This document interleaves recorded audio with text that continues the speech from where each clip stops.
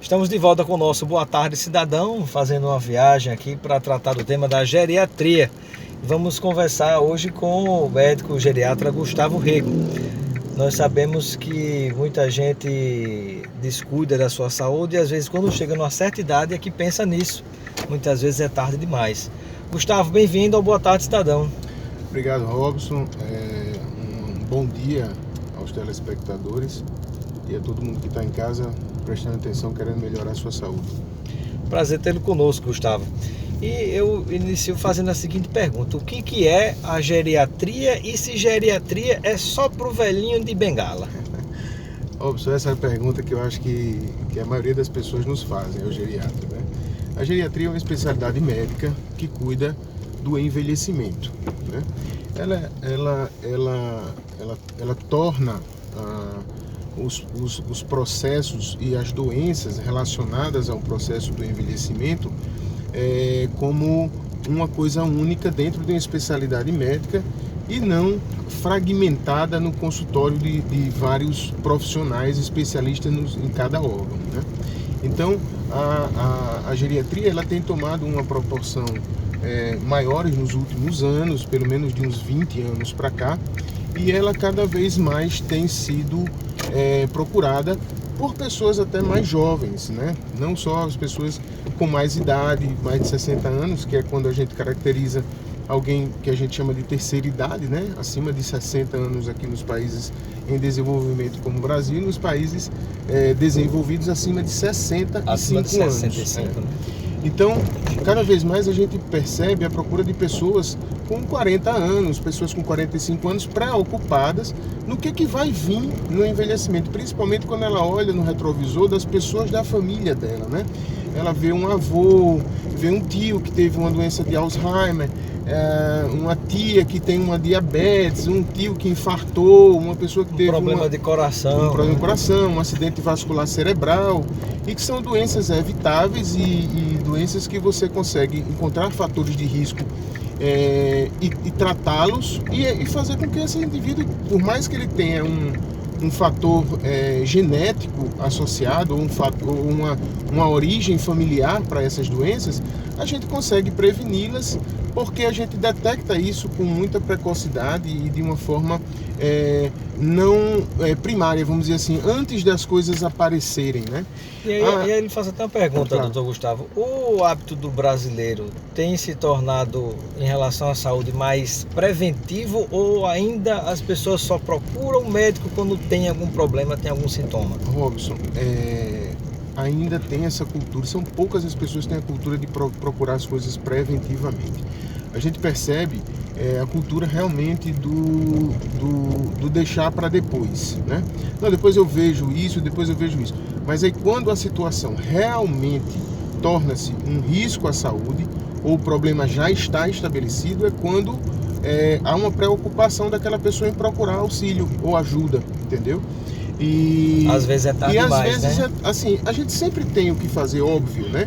Mas às vezes houve uma deterioração cardiovascular, às vezes houve perda cognitiva, houve uma perda de uma movimentação, uma mobilidade no braço, de algo que poderia ter sido prevenido. Existem situações que são impreveníveis, vamos dizer assim, que você não consegue, por mais que você faça exames, por mais que você tenha precocidade, faça atividade física, existem situações onde a gente não consegue prever isso, óbvio. Mas porém, se conseguir detectar mais cedo, né? Exatamente. Você conseguindo ter um gestor na sua saúde, uma pessoa que esteja ali de olho, retirando ou afastando os efeitos adversos de fatores de risco para essas doenças perto de você e monitorando a sua saúde, esse risco obviamente diminui de forma significativa, né? Doutor Gustavo, estamos aqui conversando hoje com o doutor Gustavo Rego, médico geriatra, nesta Sexta da Saúde, e uma pergunta eu gostaria de lhe fazer. A gente tem observado muitas vezes jovens, você vê até de perfil mais magro, que teoricamente a gente olharia e diz, não, essa pessoa não vai ter um infarto nunca, não vai ter um AVC nunca, e de repente pessoas com 30 anos, com 25 anos, com 40 anos têm uma morte súbita e fica todo mundo sem entender. Mas como é que pode? Às vezes a pessoa era até um atleta, né? E tinha tanto a prática esportiva, mas não fazia monitoramento de exames, né? E aí eu gostaria de saber o que você poderia dizer em relação a esses tipos de casos e situações que têm acontecido muito no dia a dia. Robson, ninguém morre do dia para a noite. E também ninguém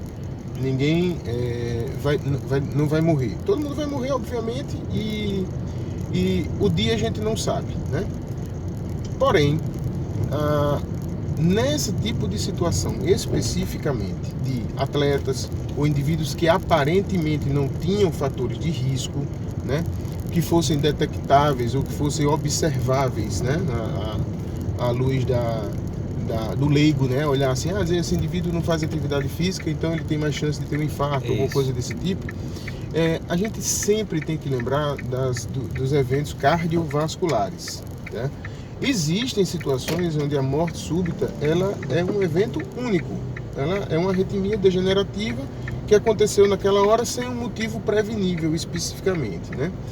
Porém, existem situações que se consegue detectar, lógico, não é uma coisa simples, mas num acompanhamento com um teste ergométrico, você pode detectar pequenas arritmias, mesmo em quem não tenha fatores de risco para aquilo, e que você consegue, vamos dizer assim, encontrar algo que você vá buscar a ponta do iceberg para investigar se tem alguma outra coisa por trás.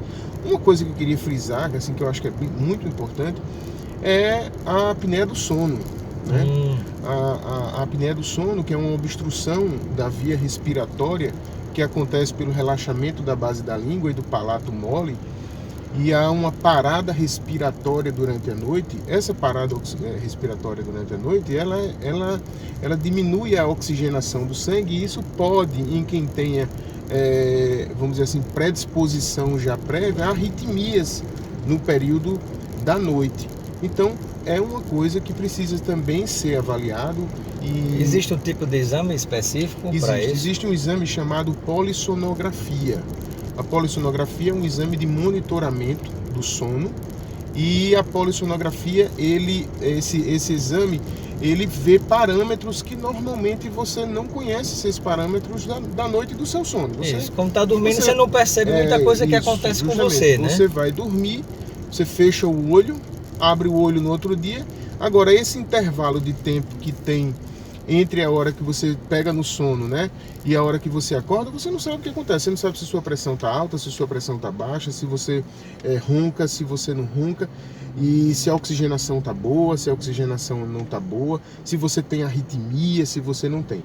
É muito comum algumas pessoas, até mesmo pessoas muito jovens, relatarem: eu tenho refluxo à noite, é porque eu tenho pesadelo e acordo engasgado, eu acordo dorme tossindo. E acorda cansado. Exatamente, né? A gente chama isso de sono não reparador.